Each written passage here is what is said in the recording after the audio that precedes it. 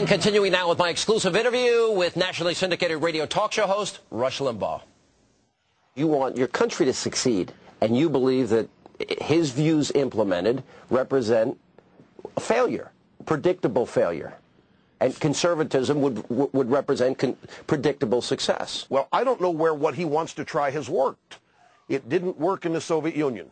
It doesn't work in China. They're having to become like us in China in order to survive. It hasn't worked in Cuba. It hasn't worked. It didn't work when the Pilgrims arrived. They tried socialism. Everybody had a plot of ground. They shared what they produced. And the slackers figured out they didn't have to produce anything to get goodies. And so William Bradford said, well, the heck with this. And he said, okay, you get to keep everything you produce, and you're not sharing it. So everybody had to work, really giving thanks to God for the lesson that socialism failed. It has never worked. The New Deal didn't work.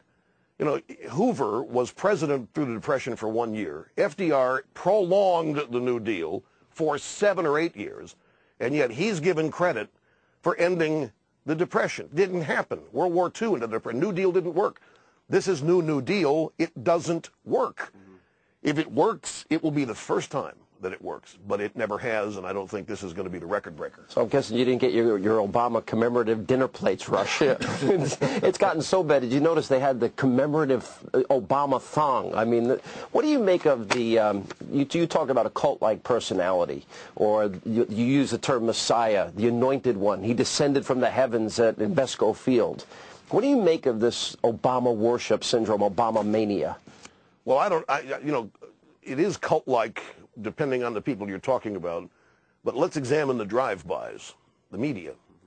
But you got to explain drive-by. Maybe one or two people have not heard you. Drive-by media, it's as simple as drive-by shooter, except the microphones are the guns. And they drive into groups of people. They report a bunch of totally wrong, libelous stuff about people. They create a giant mess. Sometimes people get really harmed. They go out and try to destroy people's careers. Then they get in a convertible, head on down the road, and do it all over again, while people like you and me are left to clean up the mess with the truth. So I call them the drive-by media. Right. While they are praising Obama at that Grant Park acceptance night, or out in Denver, when he accepted the nomination, I listened to John Meekum and somebody else at Newsweek say, you know, this is creepy. It's creepy.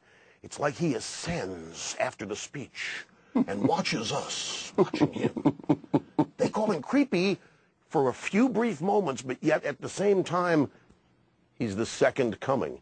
Charlie Rose and Tom Brokaw, one night on Charlie Rose's show, I think in preparation for the fact that they don't know what he's going to do either, got into a long discussion about how neither one of them know him. Well, I don't know who he is, Tom said. I don't know what books he's read.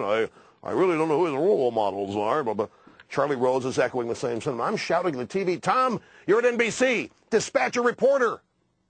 That's your job. Find out who he is. They didn't. They only cared. See, Sean, they've got an investment. He's too big to fail.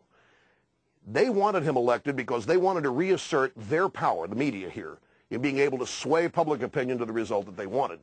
So it didn't. They were going to cover up the Jeremiah Wright and all these things that give indication of radicalism in Obama. Cover that up. Portray him as he wants to be portrayed, somebody who's not to be questioned, somebody who's not to be doubted. We're just supposed to accept and trust, because most of these guys came alive and came of age in the civil rights battles of the 60s. It defines who they are. They've trained the young drive-bys to look at events through the same prism. You know, racism in this country is the exclusive province of the left. We're witnessing racism all this week that led up to the inauguration. We are being told that we have to hope he succeeds, that we have to bend over, grab the ankles, bend over forward, backward, whichever, because his father was black, because this is the first black president. We've got to accept this. The racism that everybody thinks exists on our side of the aisle has been on full display throughout their primary campaign. So I think they've done a great job, the media has, of covering up his deficiencies. He's too big to fail, and so whatever goes wrong, blame it on Bush, blame it on, MSNBC's New Life will be criticizing you and me, because they can't criticize him. Well, but you're really saying here is you're in the, I want America to succeed. I want the right policies for America.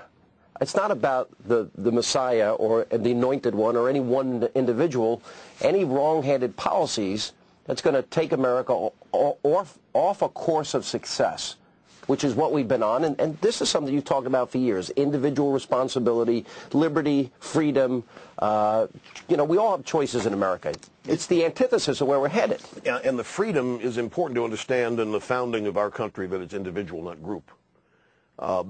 You're exactly right. I'm 58 years old now, and I don't have hero worship. You know, I have my idols, but even they had flaws that I recognized, and I didn't agree with them hands down no matter what. But I'm not into hero worship. That's what's happening here with Obama. I do care about the country. I care about what made it great. I want it to remain great and continue to be great for people that follow after me. Nephews and nieces. I don't have any kids, but you know, we inherited a country with a great opportunity for ourselves. We want that to be passed on. The country's bigger than any one human being, any one presidency, and so forth. I think a lot of people have put that aside, or else they have assumed that this is the new direction that we're going to go, that's going to get everybody fixed and solve everybody's problem. And there will be no more pain. There will be no more suffering. There will be just contentment, utopia, and happiness. Now, tomorrow night, we'll have part 2 of my exclusive interview with Rush on the future